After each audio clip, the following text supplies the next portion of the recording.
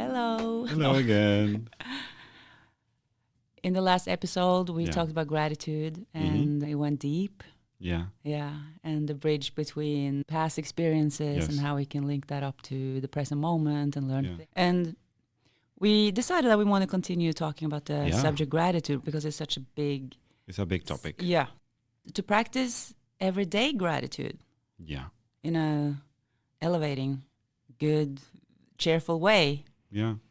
Would you share some of the things that you do? For gratitude? Yeah. I try to catch myself when I get angry because I have the expectation of something happening in a certain way. Okay, this is not happening.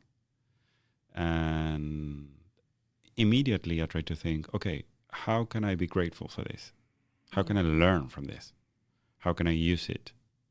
And it doesn't have to be a deep thing. It could be, I don't know, not winning the lottery or not finding pomegranates at the supermarket. I like when we are talking about gratitude in the way of what can I learn from this and how can I turn this to my advantage, because that is gratitude in a way too. Yeah. For me, a big part of it is, okay, this happened. What can I do in this situation now? Yeah. And that is also a part of gratitude. I believe so. Yeah. Because in the prior episode, we gave a lot of examples of what I did and what I do. Do you make gratitude part of your everyday life? I have tried to, in the past, do this journaling, like writing down things I'm grateful for every evening. And I read that Oprah Winfrey is doing this. But I stopped that, like sitting down and... Yeah. I felt that was the mind approach. I can write down all the things I was grateful for, and it was pretty much the same things every evening. What I do when it comes to gratitude is when I start to feel an emotional sensation of gratitude, I embrace it. Love it. I love it. Because you do? Because it reminds me a lot of the Rumi quote that you love so much. Yes. And this is also linked to when you're in the flow, or if you, from a tantric perspective, people are mad because they look crazy. And I do look crazy many times. I can basically sit by the table with my sweatpants. My son is playing and I can sit there, and then I get this feeling. I look at him and he can smile at me, and then I get this feeling. That's so wonderful. And what I do, I just let that feeling grow inside. Yeah. And then I start expressing it. Like you let it grow inside. How does it feel in the body to let grow inside? Okay, it can start with my son smiling at me in a very certain way. Yeah. And then it just hits my heart. Yeah. And then I feel this warmth and this gratitude feeling comes, like, oh, I'm so grateful I'm here with him. Then I start looking around and the environment, and I see the house, the apartment, and his clothes. Yeah, and then I just go all the way into that. How does that feel in the breath? Because I believe the breath is connected with that, when staying in the moment. I don't know if I pay attention to my breath in that moment, but I would think that my breath is calm and just, it's different. Gratitude can go into this happy feeling, and then I can stand up and like, I'm so happy and I love you so much. Or there can be this overwhelming love of more calm, but I just embrace the feeling and then I just live it. Doesn't it start with a big inhale? It's, okay, you're taking literally all in. It's like smelling the flowers or getting into the experience instead of getting frozen or like running away from it. It's like eye contact and deep. For me, it's not like that because it comes in a subtle way. It can just happen. I can get this tingling feeling and then my body is kind of the same. I don't actively use the breath, maybe the way you do, because you're more used to pay attention to the breath. Yeah, I can try to look into my breath, or because I feel I really like the idea, because we usually run away from certain experiences or sensations because they feel strong. And I like this simple thing of being grateful for a smile or a connection. Yeah. And you amplify the feeling. And that's it. That's it. Because a lot of people are busy in their lives, and then they can look at their child or go in the store or they go for a walk, and then they get this feeling of gratitude. And it's so fast. And then they continue, or the phone rings. And then the day went by and you go to bed and then up next morning.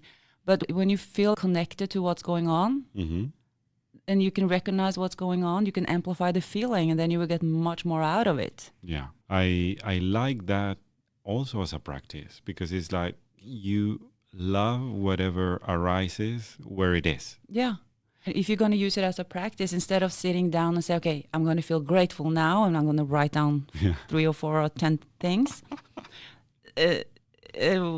Today you can go and you can pay attention to your body. It's okay, what is this feeling? And then, because you do feel gratitude during a day, you will feel something. Even if you are depressed, you will maybe during the day think, okay, at least I can walk today. Or the warmth of the water in the shower. Yeah.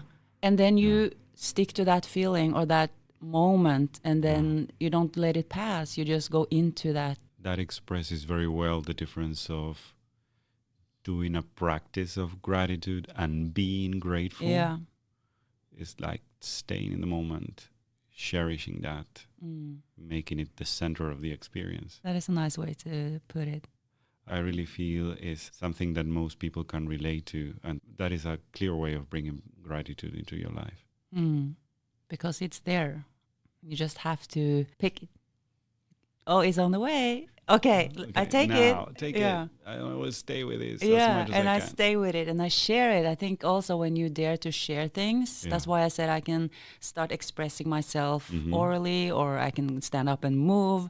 I can do that. I have no shame around it. And then I feel, or at least I feel like I share it with the people around me. But these days it's just a couple of people, but I believe it's that, a good feeling. Of course. And I believe that on the other side, people that are listening to this podcast will connect with the idea of you sitting at the table, looking at your son, enjoying that moment and breathing into it and staying in the connection and acting on it. I think that is very relatable. Thank you for sharing that. Thank you. So, speaking of, we're finishing this episode now. So Kim can pick her kid from kindergarten and have a grateful moment, you two together. Yeah, and now I have this feeling of gratefulness coming in. I'm sitting here. This table is, this was made by some of my employees for my birthday. Actually, this whole room we are sitting in is made by people celebrating. Yeah, they wanted to give me this room, and you were involved, other people were involved. So every time I enter this room, I'm like, okay.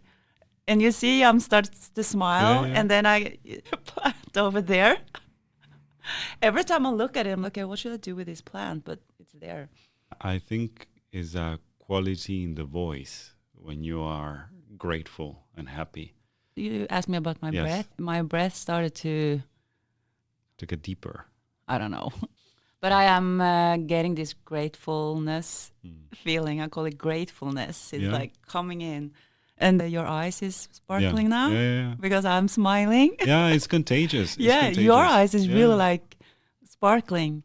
And this room, I feel like it's so much love in this room. I try to tap into that and just charge myself in that feeling.